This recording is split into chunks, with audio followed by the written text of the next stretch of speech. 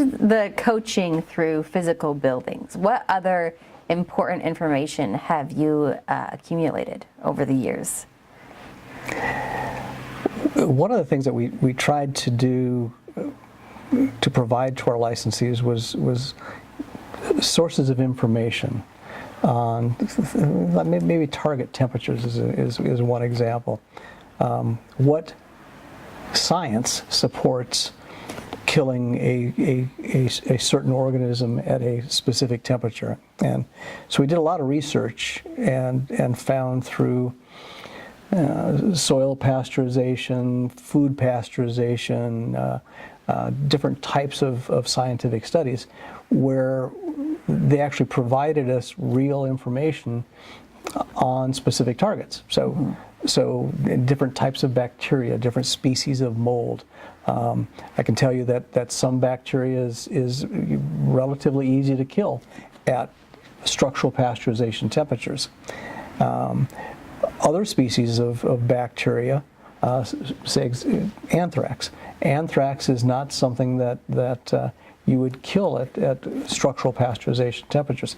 So we've compiled that information. In fact, one of the pieces that we distribute to our licensees is a table that lists I don't know how many organisms, but it's like 28 pages, and along with the science reference, so they can actually go in and look at for a specific type of species of mold or a species of bacteria, and find what studies said that died at 140 degrees in 30 seconds. So that type of information. And those are the calls that I get a lot of times. You know, I've got this kind of a problem. An industrial hygienist came out and discovered that we've got this type of a bacteria. What temperature do I need to kill it? Right. Information that would have taken licensees hours and hours and trial and error to figure out on their own. Now they just make a call. Hey, Larry. But and it provides some support if and confidence too, I yes. imagine. Yeah, because these all came from studies that were done. Now you have to take into account that these studies were done in a different environment. They weren't done in a structure.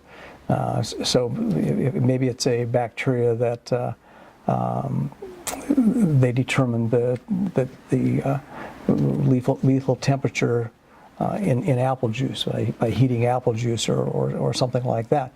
So it's not exact, but it gives us parameters. If it died in 30 seconds at 140 degrees and we set a target temperature of 145 degrees in 2 hours, then we're pretty confident that target will be eliminated. How do you coach licensees to work from what's on the paper to real life? How do you usually say, okay, go over by 2 hours? If it says, 50 degrees here, then you want to hold 50 degrees instead of a few seconds, a few hours. How do you transition from the book world to the real world? And there's not an answer because you've got to take into account structural differences. You got to take into account all of those things that we talked about before in terms of the complexity of the technology.